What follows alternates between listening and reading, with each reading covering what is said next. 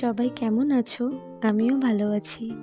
আজকে হচ্ছে আমার এক দাদা ভাইয়ের বিয়ে, বাট সম্পর্কে কিন্তু উনি আমার ভাসুর হন। বেশি দূরের রাস্তা না, আমার শ্বশুর বাড়ির পাশেই একদম হচ্ছে গ্রুমের বাড়ি। তো ফার্স্ট টাইম আমি এই গায়ে হলুদের অনুষ্ঠানে এও হয়েছি। তো দেখে বুঝতেই পারছেন তাড়াতাড়ি রেডি হয়ে নিচ্ছি, কারণ গায়ে হলুদের অনুষ্ঠান এই শুরু হয়ে গেল বলে। তো যাই হোক, একটু রেডি হয়ে নিচ্ছি, বেশি কিছু না, হালকা একটু টাচ আপ, যেহেতু দিনের বেলা হালকা সানস্ক্রিন দিয়ে নিয়েছিলাম অবশ্যই। তো আমি প্রচণ্ডভাবে এক্সাইটেড, আর খুব মজাও হচ্ছে। আর আমি এখানে বিশালকেও বলছিলাম যে একটু ঝটপট রেডি হয়ে নিতে। হয়ে গেছি আমি রেডি, এবার অপেক্ষা নিচে যাওয়ার। চলে এসেছি নিচে ঠাকুর ঘরে। এখানে বরণডালা রাখা ছিল, আর যেহেতু বলেছিলাম গ্রুমের বাড়ি একদম আমাদের বাড়ির পাশে, তো গায়ে হলুদের রিচুয়ালসটা আমাদের নিজেদের ছাদেই হয়েছিল। চলে যাচ্ছিলাম বিয়ের জন্য স্ত্রী আনতে, 4 জন এও একজন কুমারী মেয়ে মিলে। তারপরে এখানে স্ত্রীটাকে বরণডালা দিয়ে বরণ করে নেওয়া হচ্ছিল। তার মধ্যে এখানে ইয়ার্কি খুনসুটি সবই হচ্ছিল এই শাঁখ বাজানো নিয়ে।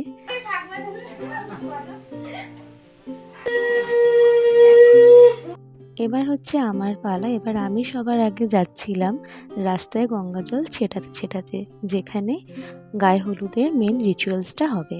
চলে এসেছি ছাদে, আর আমাদের দুজনের এখানে ফাজলামি স্টার্ট। গায়ে হলুদের পর্ব শুরু, আর এখানে তো নির্বর ছোট, ওই জন্য গায়ে হলুদ লাগাবে না, ঝামেলা করছে। আর এখানে তো ব্যাস কান্নাকাটি শুরু। কে জোর করে হলুদ লাগাতে গিয়ে চোখে তেল আর হলুদ ঢুকে গেছে, এবার তার চোখ জ্বালা করছে।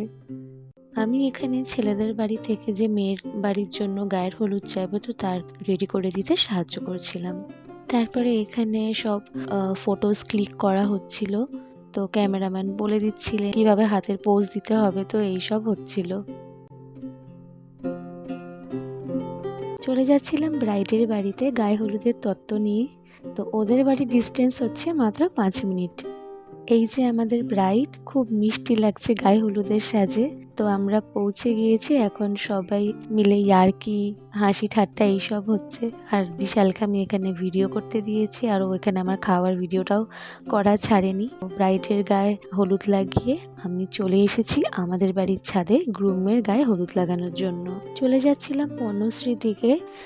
গ্রুমকে স্নান করানোর ব্যাপার ছিল, প্লাস কিছু ফটোশ্যুটেরও ব্যাপার ছিল।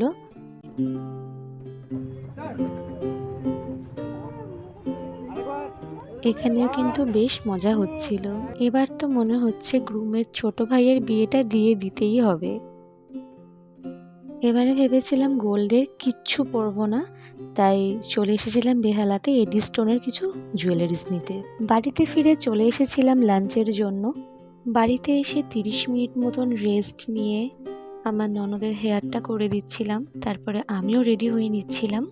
আমি কোনো মেকআপ আর্টিস্ট নই, তবে আমার কিন্তু সাজতে ভীষণ ভালো লাগে, তাই যেইটুকুনি আইডিয়া আমি সেইটুকুনিতেই আমি নিজে সাজি। তো আমরা রেডি হয়ে গেছি, এবার যাচ্ছি। চলে এসেছি ব্রাইডের কাছে। কনে সাজে কিন্তু ভীষণ মিষ্টি লাগছে দেখতে। তারপরে এই যে আমাদের গ্রুম খুব খুশি, ভাবছে কতক্ষণে বিয়ে করবে। এবারে ওদের কিছু বিয়ে রিচুয়ালস চলছে, পাশে ওদের বিয়ে হচ্ছে, আর আমরা এখানে একটু আড্ডা দিয়ে নিচ্ছিলাম।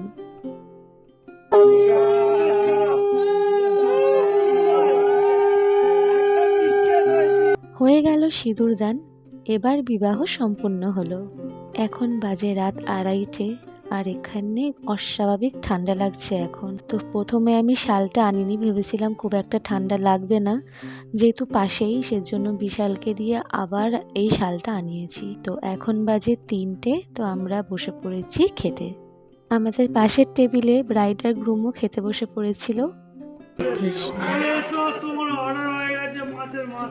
রাতে কি খাবারের আয়োজন করা হয়েছিল সেটা একদম দেখাতে পারিনি, কারণ দেখানোর অবস্থাতেই ছিলাম না। এই 3টের সময় খেতে বসেছি, আমাদের বাড়ি যেতে যেতে 4:30 বেজে গেছিল, তো সেই জন্য এইগুলো শেয়ার করা হয়নি। এটা হচ্ছে তার পরের দিন সকালের ক্লিপ। যেহেতু আমাদের শুতে শুতে প্রায় 5টার বেশি হয়ে গিয়েছিল, তো তখন তো আর ভিডিও করা পসিবলই না। তো যেটা বলেছিলাম, তো চলে এসেছি পাশের বাড়িতে, যেহেতু আজকে সকালবেলা বউ আসবে বাড়িতে, তো সেই জন্য চলে এসেছে বাড়িতে নতুন বউ। আর এটা হচ্ছে বড় বাবার মন্দির। আমারও বিয়ের পর প্রথম শ্বশুরবাড়িতে ঢোকার আগে ওনার কাছে গিয়ে প্রণাম নিয়েছিলাম। এখানে বরণ করে নেওয়ার পরেও অনেক রিচুয়ালস চলছিল। ভীষণ নর্মাল একটা ব্যাপার যে অন্যের বিয়ের এই সমস্ত নিয়মকানুন দেখতে দেখতে নিজের কথাটাও মনে পড়ে যায়।